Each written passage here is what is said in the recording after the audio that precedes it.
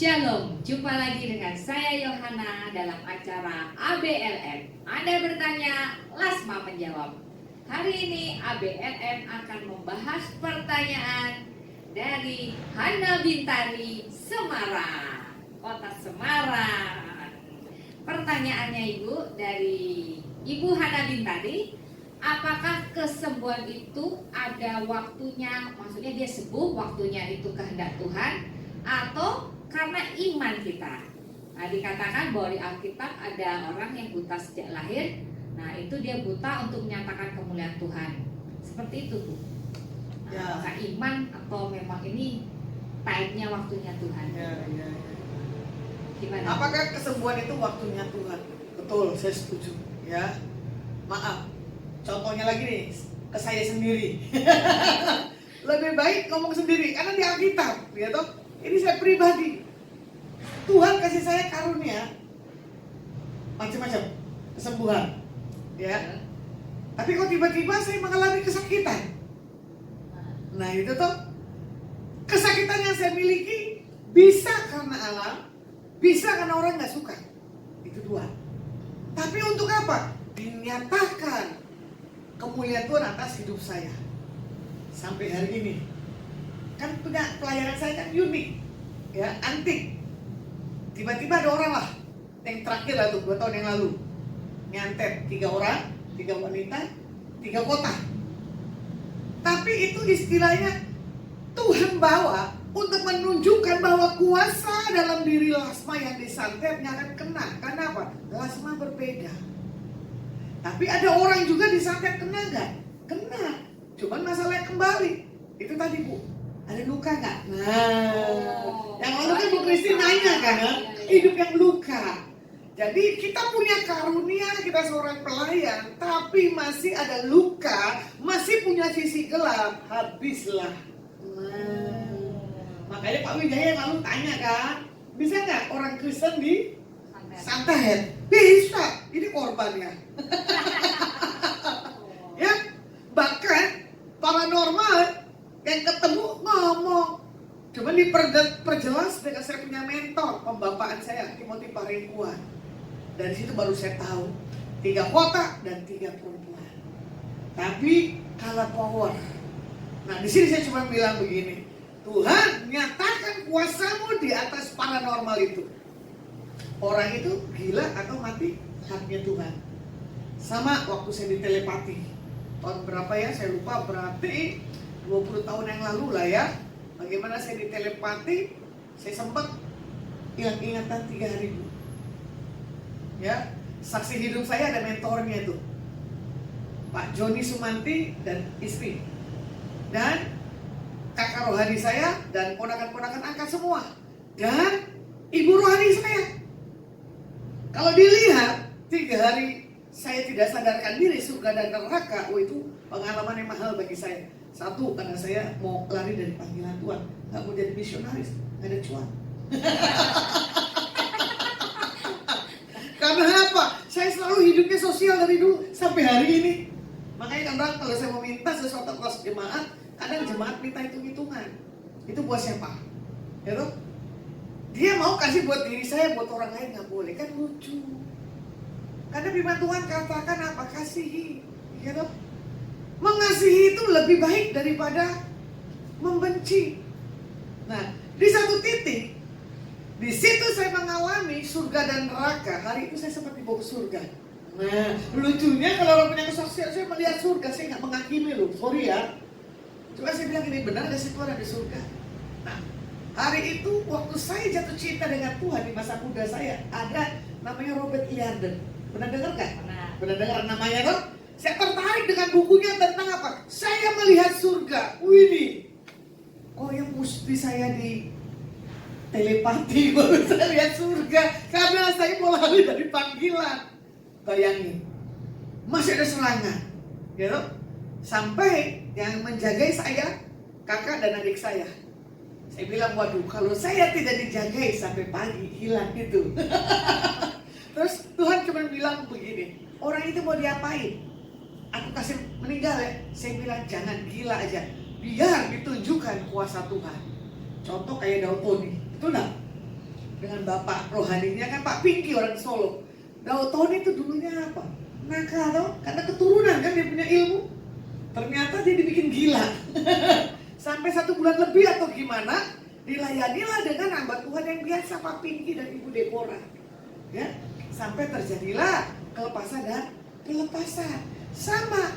Jadi pada hari-hari ini kalau kita tidak punya pembapaan, tidak punya mentor ibu rohani, wah itu bahaya.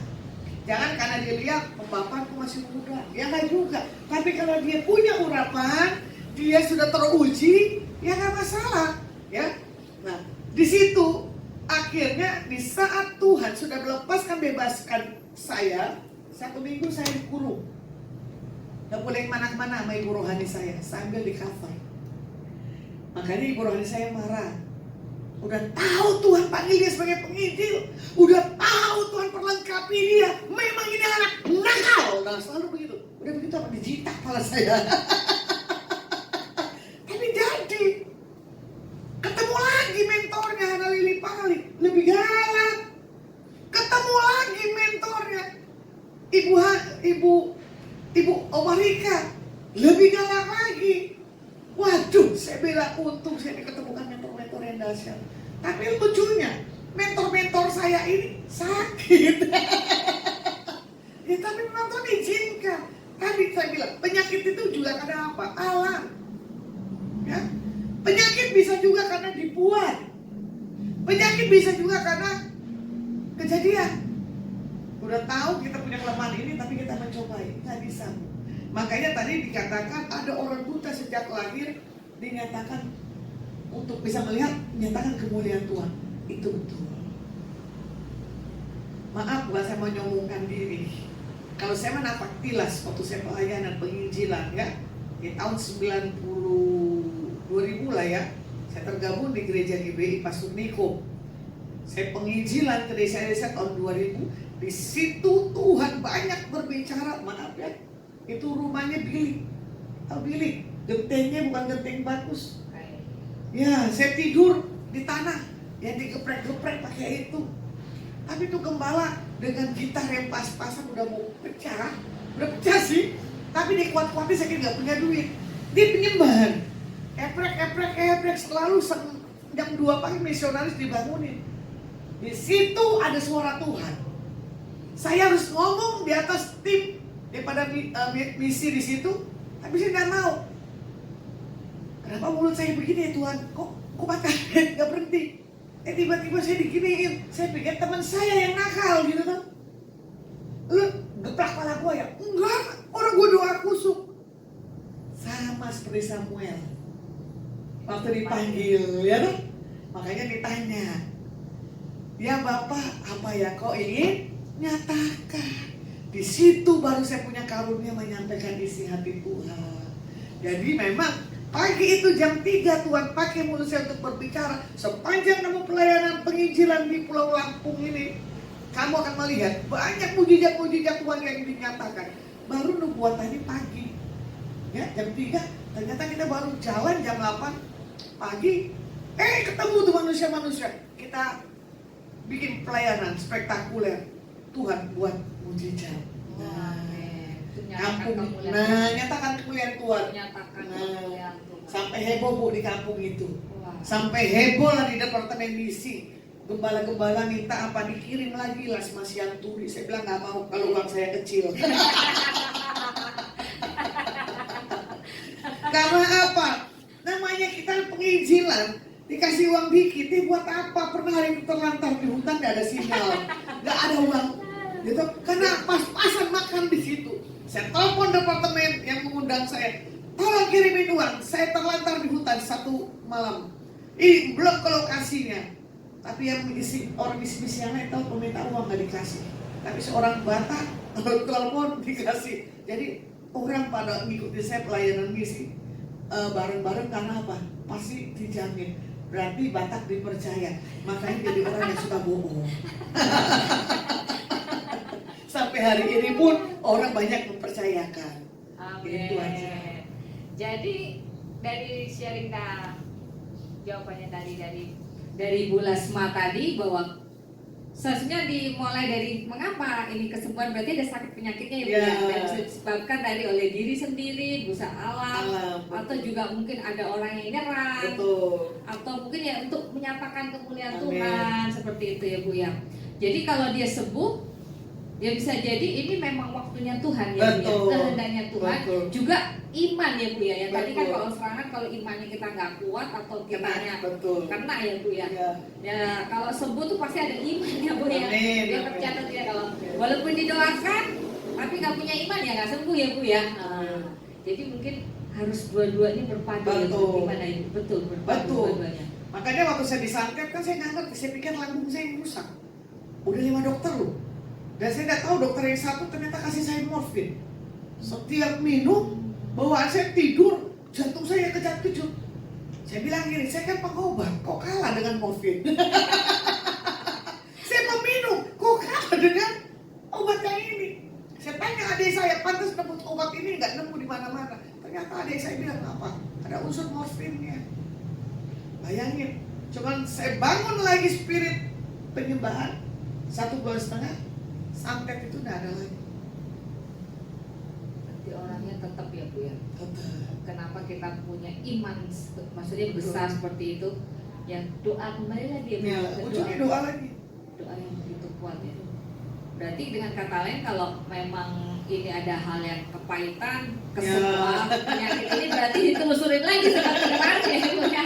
Aduh, kemarin sama yang apa saudara Maria Kristi sama yang satu lagi tuh kemarin siapa kita sharing itu Lucia ya Bu ya. Lucia. Nah, berarti takutnya nanti Ya. timbul sakit penyakit karena itu ya, mungkin Ya. ada kepahitan, dendam, Betul, benci, betul. atau mungkin ada hal lain perlu ditelusurin lagi Bu Betul. ya. Nah, pertanyaan dari Hana Bintari lagi Bu, kalau seandainya meninggal Bu dalam kondisi sakit, apakah itu memang Tuhan mau atau seperti apa Bu? Apakah itu memang itu Tuhan yang punya mau atau kesalahan dia Ibu sampai meninggal sakit, berarti nggak ada iman dong? Ada orang bilang ini begitu tuh, Bu. pekerjaan penghakiman ini. Ini saya paling tidak suka yang umat-umat saling menghakimi. Contohnya saya deh. Nah, lebih baik saya deh. Karena saya sering sekali pelayanan di seperti itu, ya. Hamba Tuhan luar biasa dipakainya, tapi penyakitnya banyak. Ya dong. Wah, makan oper puluhan. Wah, pasti begini. Ya nggak juga, ya Tuhan izinkan itu orang hamba Tuhan itu sakit. Ya kan? Bahkan sampai meninggal kan? Jemaatnya pada heboh. Nah, tapi setelah itu berjalan dengan waktu, ya kan? Apa hamba Tuhannya tinggal tulang doang. Kapan waktuku Lasma dipanggil?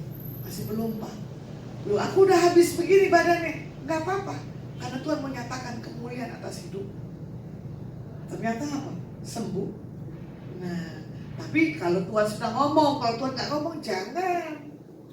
Ya, sementara kan itu tadi pelayanan itu identik dengan cibiran. Nah, kita sebagai pelayan Tuhan jaga hati untuk cibiran netizen-netizen yang nggak jelas. Pleki-pleki ya. Orang toksik. Nah, itu dia. Toksik, toksik, betul. Racun Iya. semua. Racun itu semua. Jadi jangan menghakimi ya Bu. Betul. Itu ya kalau ini meninggal apa ya itu urusan Tuhan aja bagaimana. Iya. Kita nggak tahu ya. Sepertinya Betul. kayak memang misteri gitu ya. Nah, iya. Contoh kayak saya jatuh tuh ya, baru 1 langkah, udah saya dihakimin. Ini tangan patah loh. Iya dong. Tapi ada yang dapat bilang, kalau emang ngerti, Lasma lagi diserang. Tapi juga ada yang udah bilang, nanti aku lihat ya, berapa bulan ke depan ini Lasma sakit besar. Nah, ada yang nyampein begitu para pendoa. Saya bilang, saya tolak, gitu tuh. Ternyata yang benar juga masuk meja operasi. Bayangin tuh, sekelas saya punya keperkasaan dari Tuhan, kalah di meja operasi. Kalau Yesus bisa disalib, Lasma disalib di meja operasi. Baru saya mengalami operasi tangan saya dua-duanya terlentang, betul nggak? Waktu saya diangkat kandungan saya, sama tangan saya juga dilentangkan. Saya bilang gini, kembali kepada pencipta. Coba, saya di meja operasi aja pengen meninggal kok, tapi Tuhan nggak kasih meninggal. Malah saya adu-aduan sama Tuhan. Tuhan, kalau Tuhan izinkan di meja operasi, meninggal juga nggak apa-apa. Atau di mimbar, itu lebih mulia. Daripada menghadapi dunia ini, ayo. Siapa yang mau umur panjang? Kalau saya nggak mau.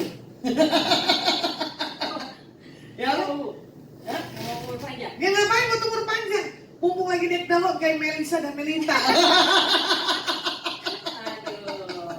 Ya, jadi itu tadi. Sesuai keinginan Ya, ya. suka-sukanya Tuhan. Suka-sukanya Mau Tuhan. dipanggil, mau sakit, mau diberkati, mau jatuh, ya nggak masalah. Nah, yang kemarin kita live itu apa? ABLM yang seorang wanita Ibu Lydia, gitu. Bu Lydia. Nah, itu saya kenali dari nol. Bahkan dia bikin di TikTok ini apa? Siapa bilang orang dunia malam nggak punya orang yang benar? Wih, ikut banget. Ternyata ada ibu rohaninya di situ, Ibu Louis pelayanan lapas, ya. Dengan saya sampai ngeklek ketawa. Inilah dia yang orang mendampingi saya, ketemu dari nol, berakhir dari nol. Emang bensin. Empty. Tapi namanya anak Tuhan gak boleh empty loh, Bu. Ya, Nggak boleh. jangan ada empty. Jangan kata slogannya Om Bensin begini, pasti pas. Jangan. Pasti berkelimpahan. Amin. Amin. Berkelimpahan, hidup berkenan Ibu Ya, ya, Pak ya, Tuhan. ya. Baik, sudah terjawab ya Ibu Hana Bintari. Jika mungkin ada lebih lagi ingin ditanyakan ya, lebih rinci lagi mengenai hal-hal seperti Datang ini. ke Menara dong. Ya, sudah. Datang saja ke Menara, Kota Semarang kok.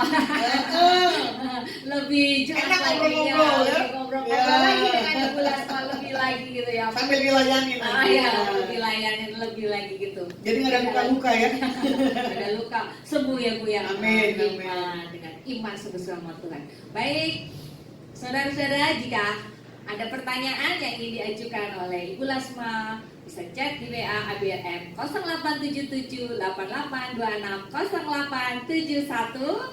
Jangan lupa subscribe dan share ke teman-teman, jadi berkat buat banyak orang. Oke, sampai jumpa lagi di episode ABLM berikutnya. Anda bertanya, Lasma menjawab. Tuhan Yesus memberkati.